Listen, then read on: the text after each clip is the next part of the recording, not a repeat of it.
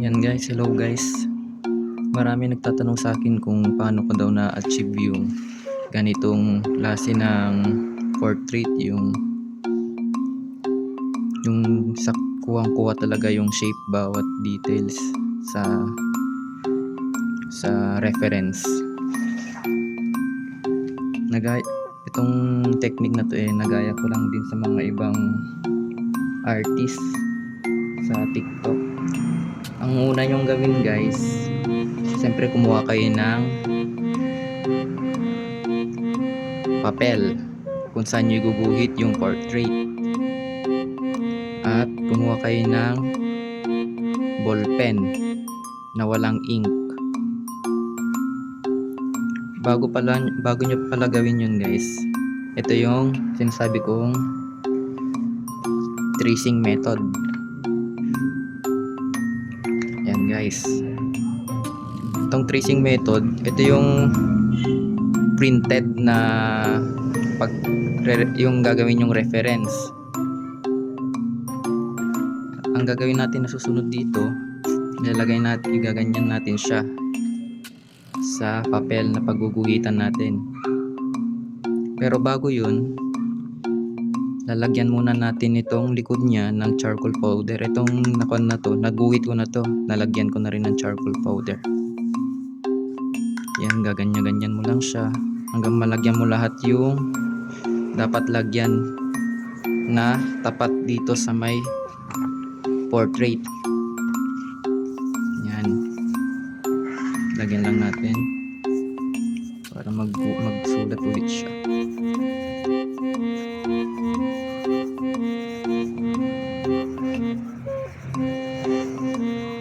Yan, nalagyan na natin siya guys.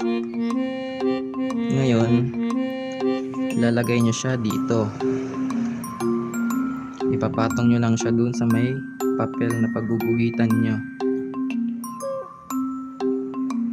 After nyo mailagay yan, nakapatong na siyang ganyan. Kumuha kayo ng tape, kahit anong tape dyan, basta hindi nakakasira sa papel. Yan, para mag-steady lang siya at hindi gumalaw kung iguguhit nyo na siya. Yan, natipan na natin siya. Ngayon, itong ballpen na walang laman ang gagamitin yung pang trace do sa portrait, sa reference. Ayan, guguhit nyo siyang ganyan.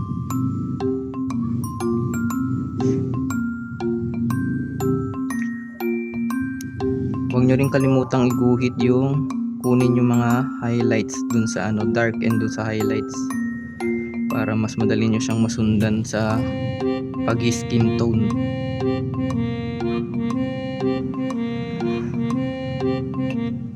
Kaya nire-rendered mo lang siyang ganyan shape. Hindi ko na i-full na higuguhit to guys, kasi naguhit ko na to na drawing ko na siya.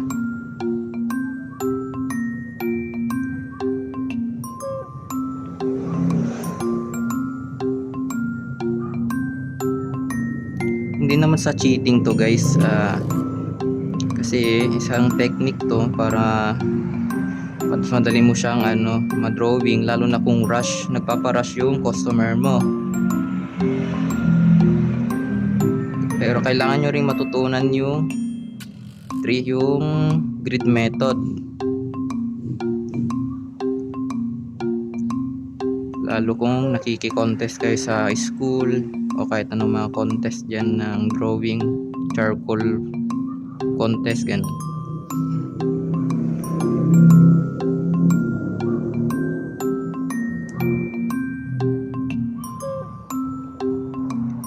Yan guys, hindi ko na ginuhit lahat pinakita ko lang kung paano yung tinatawag nilang tracing method.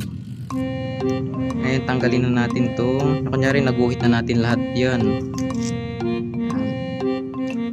tanggalin natin. Ngayon dito sa likod niya, lalabas yung ganyan siya guys. Babakat yung sinulatan mo dun sa may reference.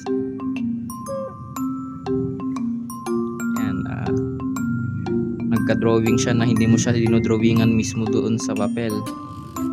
Dahil doon sa charcoal doon sa likod. Charcoal powder. Okay lang na makalat tong background niya guys kasi lilinisin mo rin naman yan. Matatakpan din ng iba yung pag mag-skin tone ka na tsaka yung buhok niya. Matatakpan din yung iba-ibang dumi. Tsaka normal lang naman dumihan yun kasi i-render mo nga yung tsaka may charcoal powder kasi sa likod nitong papel. Itong printed. Yun lang guys, sana makatulong.